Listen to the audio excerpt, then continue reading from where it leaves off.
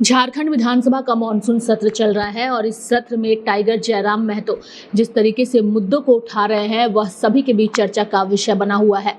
उन्होंने आदिवासियों को और आदिवासी राज्य में आदिवासी मुखौटा पहनकर राज्य की सरकार जो है वो आदिवासियों को प्रताड़ित कर रही है, इसका बड़ा आरोप जयराम महतो ने राज्य सरकार पर लगाया है।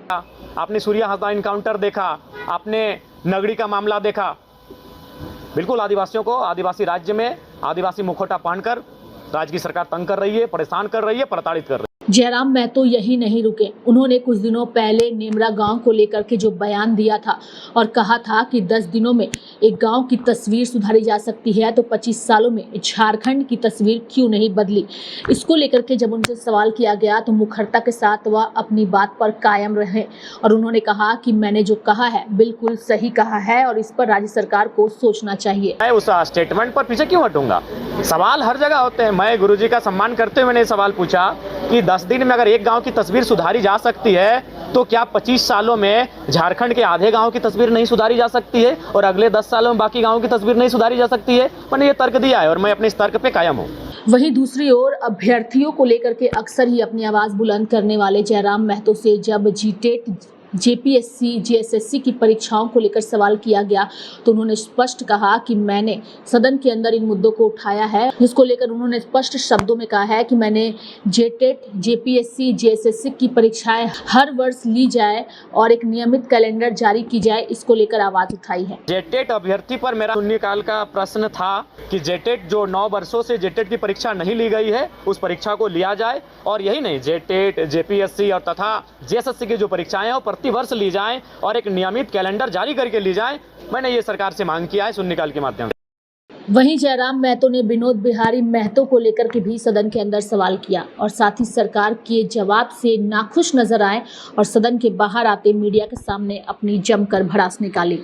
और एक मजेदार बात आपको मैं बताऊंगा। मेरा एक सवाल था कि क्या विनोद बिहारी महतो जो दिसम गुरु शिबू सोरेन के राजनीतिक गुरु कहिए, जो शिबू सोरेन ने सार्वजनिक मंचों में स्वीकार किया, दिसम गुरु ने राजनीतिक पिता कह के संबोधन किया है, क्या उनकी प्रतिमा इस राजधानी में कहीं लगाएंगे? सरकार का जो उत्तर था बड़ा एकदम मैंने उस उत्तर का सुनकर आप आश्चर्य करेंगे। सरकार का उत्तर था कि कहीं जमीन ही नहीं है। अगर विनोद बिहारी महतो के स्थान पर अगर मेरा सवाल ये होता कि आप गुरु जी की प्रतिमा लगाएंगे तो सरकार का क्या उत्तर होता?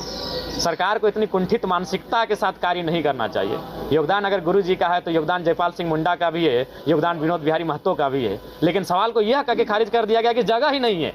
आश्चर्यजनक, विनोद बिहारी महतो के लिए जगह नहीं इस राज्य में एक स्टेचू के लिए। घोर आश्चर्यजनक। जिस विनोद बिहारी महतो ने दिसम गुरु को अपने घर में रखा और उन्हें मैंने पढ़ाया, उन्हें राजनीति में लाया और साफ शब्द में झारखंड मुक्ति मोर्चा विनोद बिहारी महतो के पैसे से बना है। वह उस समय वकील थे।